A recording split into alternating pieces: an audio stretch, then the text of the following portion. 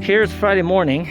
I start to working on the stairs, remove the top 2 steps, and I dig down a little bit, build a foundation, put a geo fabric, put some gravels for the drainage in the bottom foundation. Then I'm going to put those bricks back on there. The top capstone was glued to it, so I was unable to remove it. It was glued pretty solid. Make it even harder to lift, it's heavier. So yeah, that's how we're gonna do it. These 2 blocks with the capstone glued definitely make the job a lot harder because they're way heavier. When I was leveling the blocks for the stairs, I made the slope drain towards the retaining wall.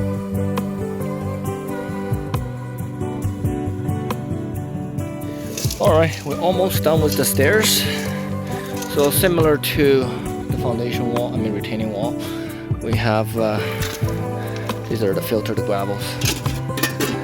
We put a geo fabric, landscaping fabric in the bottom, temper them down, put a gravel, temper them down, put on the bricks, find them somewhat level, fill up those gravel, cap it up with the top stone, and try to save some of the soddings. So I cut out a few of the top layers of the grasses. Alright, this is a Friday night, close to 9 o'clock. We finished the majority of the front wall, and wherever we capped the top of it, that's where we have the gravels already filled. And the corner, since we haven't finalized it, we left it open. We fixed the upper stairs, the bottom ones to be fixed as well. Didn't do a good job on this piece. That's why the gap is so big. It didn't make it close enough. We end up it has a gap when we put it on the middle piece. Can't even lift it. Only this guy is movable. The other 2 still glued it up. The gap gets bigger. On the top fabric, I just cut it up here. In the future, gonna be going like that, and fill in the gravels about 4 or 5 inches in here, and backfill the soil behind it. We have all the sift soil products like a sand and the clay mixed up all together. It's actually quite flowable. It's just totally like sand. So that's a pretty good material. On Saturday morning, I started working on the retaining wall beside the stairs. I laid down all the blocks and shoveled those new delivered gravels to where I need it. I did fill some gravels in front of the stairs, and then I used the geo fabric, wrapped them around. Then I put down those filtered fine materials on top of there, the area in front of the steps. Over the years, a lot of the topsoil was washed away in the area. That's why I need to add in material to build them up a little bit.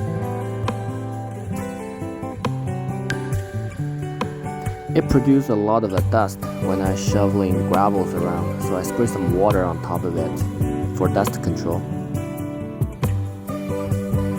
I put down the 2 original corner pieces, then I have to adjust the rest of the capstones to make it fit perfectly.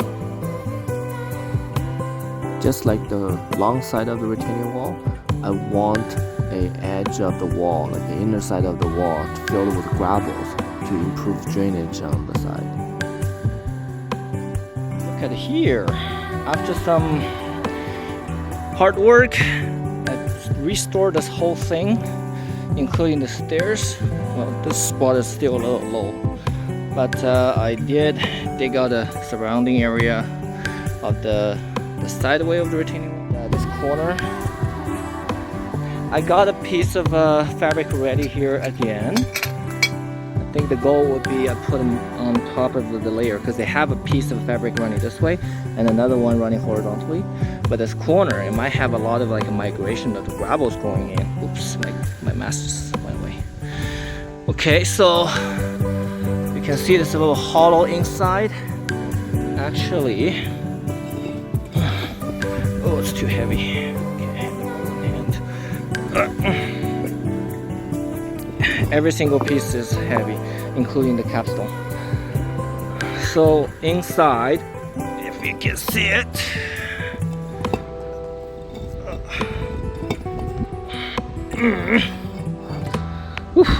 it's all hollow and empty. So I'm going to bring in more gravel, fill up these corners, and then I'll put the fabric on the inner side, preventing the migration of the gravels being washed away and into here. This is how it looks like after we fill up the back of the wall and the corner with the gravels. On Sunday afternoon, I started to prepare the concrete for fixing the corner. I put too much water in my first batch, so I have to add in more concrete to thicken it up. This is the concrete I mixed up so far. It might still be a little bit too watery, but it's going to freeze up pretty quickly. So first time playing with it, well actually not first time, maybe third or fourth time playing around the house. So my goal is to fill up the concrete in this big gap. I don't know how it's gonna turn out, but I just want to see, just make it look somewhat better, and also put some in there as well. Potentially I'll do a little bit here. So that's what the concrete is here for. We sprayed the water on the surface where the concrete is going to apply. That should help for the concrete to stick better. I also insert a lot of the small gravels into the gap.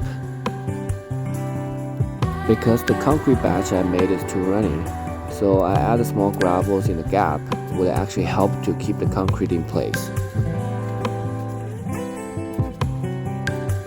The top layer of the corner is made of one long single piece in the front side, and that piece doesn't have a lot of lateral support. So I already added glue on the back, glue it together to the other corner piece. With a big opening gap on the outside, it just cosmetically is eyesore. So I decided to using some concrete to increase the structural strength and also fix the eyesore. There was a big hole between the first layer and the second layer on the corner area. I was worried about a heavy rainfall might wash out gravels from that hole, so I started to plug in the hole with the concrete as well. On the east side of the retaining wall, also have a hole between the first and second layer on the corner, so I plugged up with the concrete and also plugged the gap between the first block and the second block on the second layer.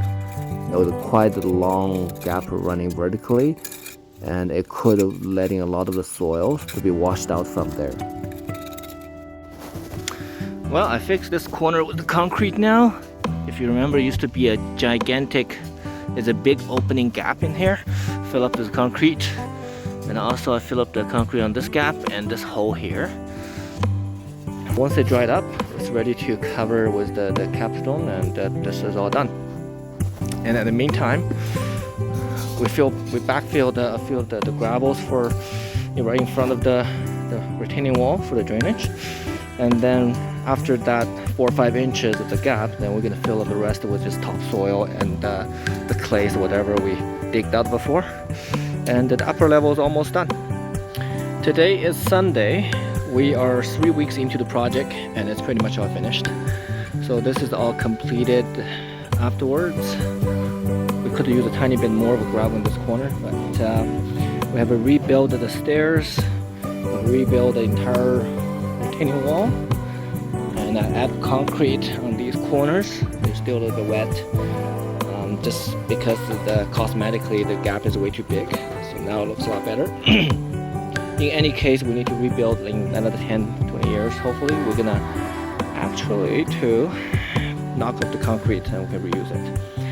And this wall is sitting back, like every single layer is gonna have a setback by about 1 inch. That's perfect. And the top surface is perfectly flat.